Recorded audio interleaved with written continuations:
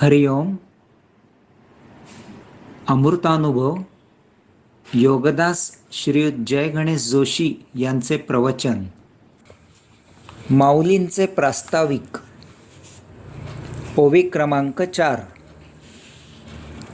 अद्वैतम आत्मनस्तत्वं दर्शयन्तौ मिथस्तरां तौ वंदे जगतात्माद्यौ तयोस्तत्वाभिपत्तये.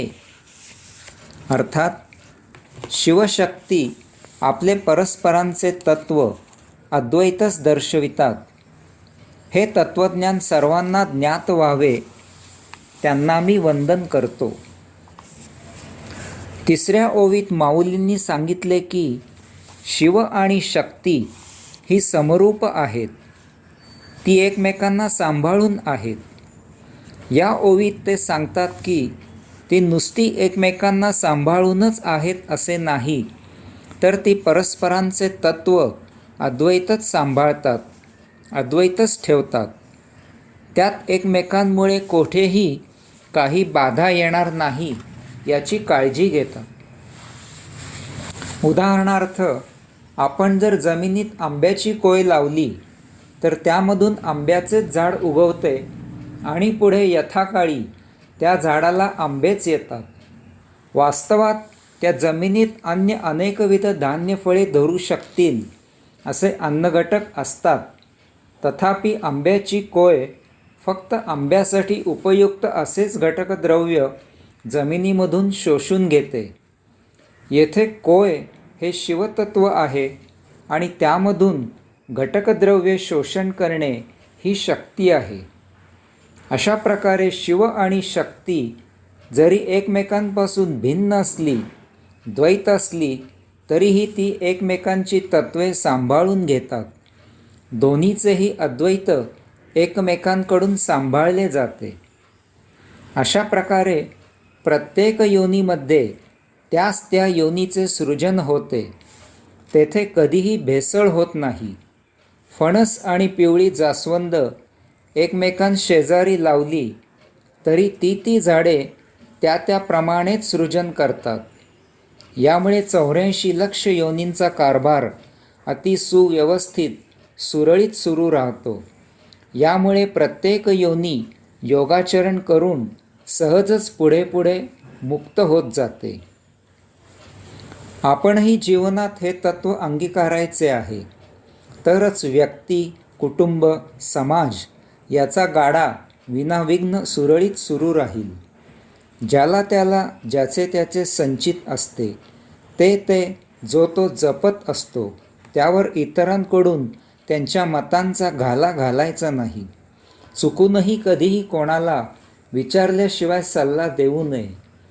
आपल्याला जे जसे जितके वाट्याला आले आहे त्याचा आनंदाने स्वीकार करून जीवन मोठ्या समाधानात आणि आनंदात जगावे हेच श्रेयस्कर आहे. ओवी क्रमांक 5.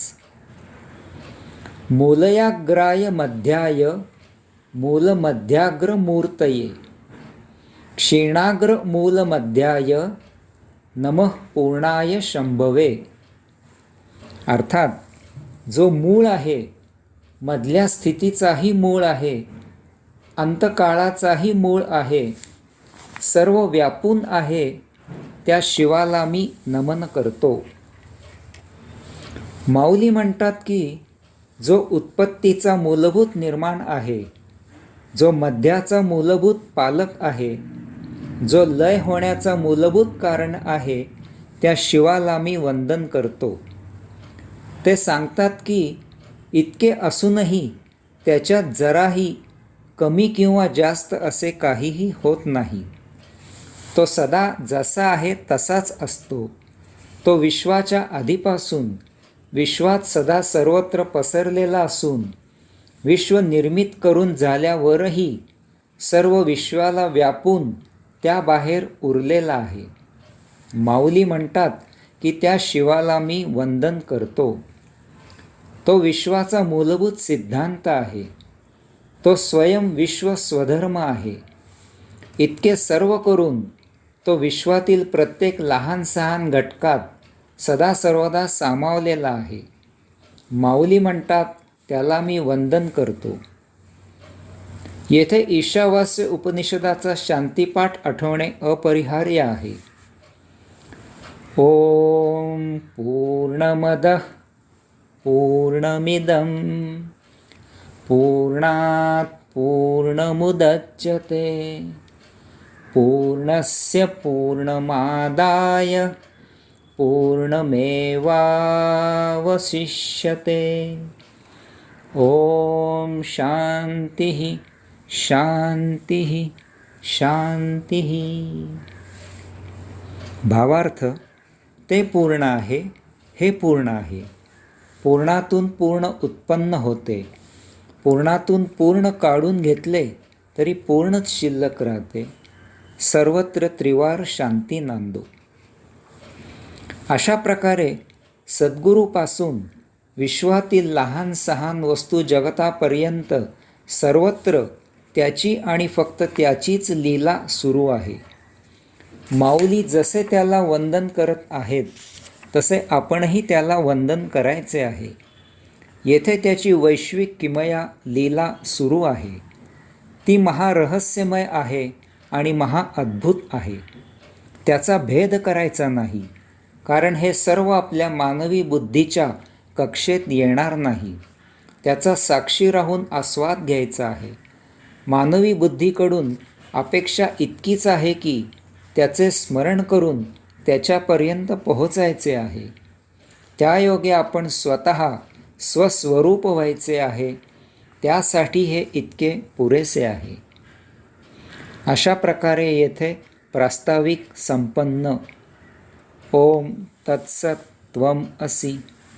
हरिओम.